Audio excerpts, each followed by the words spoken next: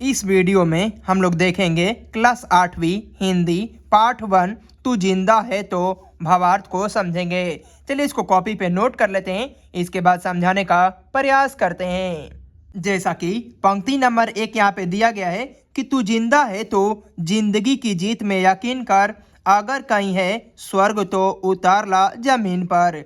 इसका अर्थ में हम लोग लिखेंगे कि हे मनुष्य, यदि तू जिंदा है तो जिंदगी में जीत होगी, यह विश्वास रखो। यदि कहीं स्वर्ग है तो तुम अपने कर्म से उसे जमीन पर उतार ले आओ। पंक्ति नंबर 2 में यहाँ पे दिया गया है कि ये गम के और 4 दिन, सितम के 4 दिन, ये दिन भी जाएंगे गुजर, गुजर गए 1000 दिन, कभी तो होगी इस चमन पे भी बहार की नजर, अगर कहीं स्वर्ग तो उतार ला जमीन पर, तू जिंदा है तो। इसका अर्थ में हम लोग लिखेंगे कि गम और अत्याचार के कुछ दिन बीत गए, आज के दिन भी यदि तुम दुख में हो तो वो भी गुजर जाएंगे, क्योंकि दुख के हजारों दिन बीत चुके हैं। इस जिंदगी में कभी न कभी तो बहार आएगी। तुम अपने सुकर्म से स्वर्ग को पृथ्वी पर ला सकते हो। यदि तुम जिंदा है तो जिंदगी के जीत पर विश्वास रखो।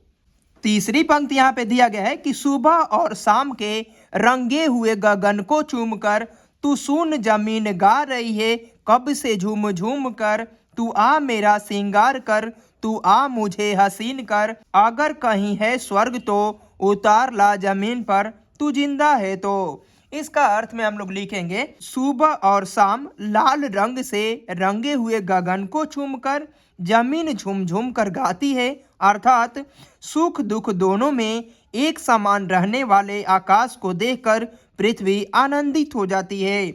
उसी प्रकार हे मानव, तभी मुझे आनंदित कर दे, अगर कहीं है स्वर्ग तो उसे उतार कर जमीन पर ला दे। यदि तू जिंदा है तो जिंदगी की सफलता पर विश्वास करो।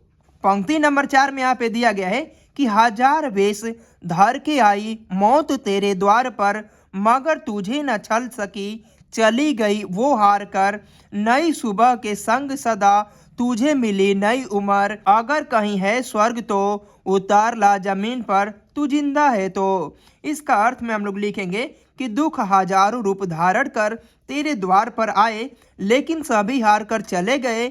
नई सुबह प्रतिदिन आकर तुझे नई उम्र प्रदान करती है। यदि कहीं है स्वर्ग तो तुम उसे उतार कर जमीन पर ला दो। तू जिंदा है तो जिंदगी में सफलता अवश्य मिलेगी, ऐसा विश्वास करो। पंक्ति नंबर 5 में यहाँ पे दिया गया है कि हमारे कारवा को मंजिलों का इंतजार है, ये आंधियों या बिजलियों के पीठ पर सवार है, तू आ कदम मिला के चल, चलेंगे एक साथ हम, अगर कहीं है स्वर्ग तो उतार ला जमीन पर, तू जिंदा है तो। इसका अर्थ में हम लोग लिखेंगे कि हमारे मानव समुदाय को मंजिलों का इंतजार है, जो दुख और सुख के पीठ पर सवार होकर आगे बढ़ रहे हैं। तुम भी बढ़ो और कदम से कदम मिलाकर चलो, अपने मंजिलों को हम सब एक साथ प्राप्त करेंगे। अगर कहीं है स्वर्ग तो उसे जमीन पर उतार ला दो, अगर तू जिंदा है तो जिंदगी में सफलता अवश्य मिलेगी, ऐसा विश्वास करो। पंक्ति नंबर 6 में यहाँ पे दिया गया है कि जमी के पेट में पली आग, पले हैं जल जले, टीके न टीक सकेंगे भूख रोग के स्वराज ए, मुसीबतों के सर कुचल, चलेंगे एक साथ हम, अगर कहीं है स्वर्ग तो उतार ला जमीन पर, तू जिंदा है तो।